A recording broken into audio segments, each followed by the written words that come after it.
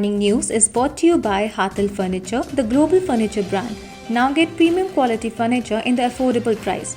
Visit Hathel Furniture, Bypass, Sainik Colony, Jammu. Call 932-9800-003.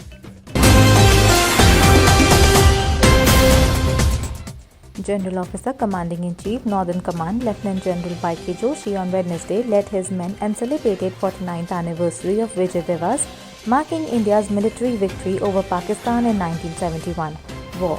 The celebration commemorated with a wreath-laying ceremony at Dhruv Shaheed Samar by Lieutenant General Joshi at Udhampur Garrison with the traditional enthusiasm.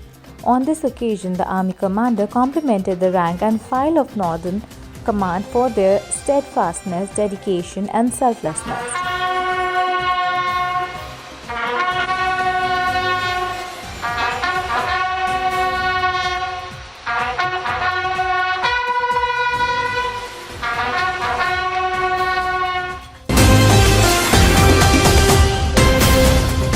Supreme Court has approved the proposal of the appointment of Justice Pankaj Mittal, the first puisne judge of Allahabad High Court, as Chief Justice of Common High Court of Union Territory of Jammu and Kashmir and Union Territory Ladakh.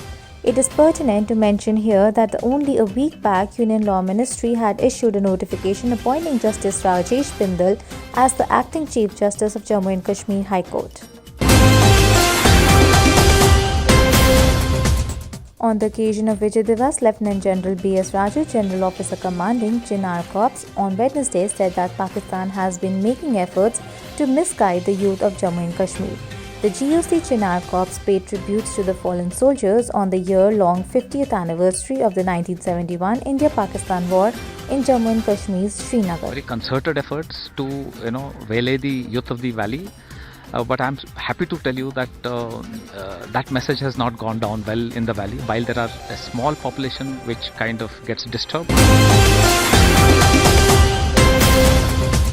The summer capital Srinagar witnessed the coldest night of the winter so far after the mercury recorded a further drop and settled at -4.8 degrees, while elsewhere in the Kashmir Valley the minimum temperature was about 2 degrees to 6 degrees below the normal. People continue to shiver in the Union Territory of Ladakh, where drafts recorded about -20 degrees. Weather will remain dry till December 22nd, which will result in further drop in the minimum temperature while the day will improve. Prime Minister Narendra Modi on Wednesday lit the Swarnim Vijay Mashal from the eternal flame of the National War Memorial, marking the beginning of the 50th anniversary year celebrations of India's victory over Pakistan in 1971. The Prime Minister was joined by Defence Minister Rajnath Singh, the Chief of Defence Staff and Tri-Service Chiefs as he laid wreath and paid homage to the soldiers who made the supreme sacrifice for the country. Colonel Ashok Kumar, Tara, Veer Chakravarti, Colonel Chandrapal, Veer Chakravarti,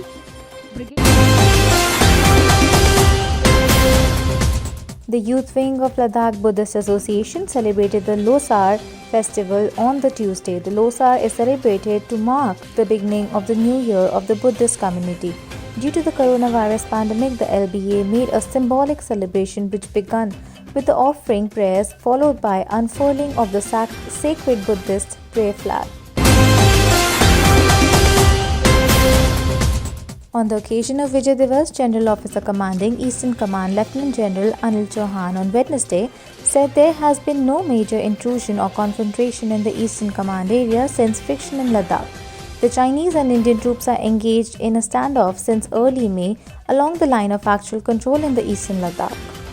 The bonhomie and the mutual trust on the line of actual control between us and the PLA evaporated, and it will take time for things to stabilize and rebuild it. Active COVID-19 caseload of the country stands at 3,32,002, which is 3.34% of the total coronavirus cases in India. India has recorded less than 40,000 daily new cases since the last 17 days. In the last 24 hours, only 26,382 persons were found to be infected with the COVID in India.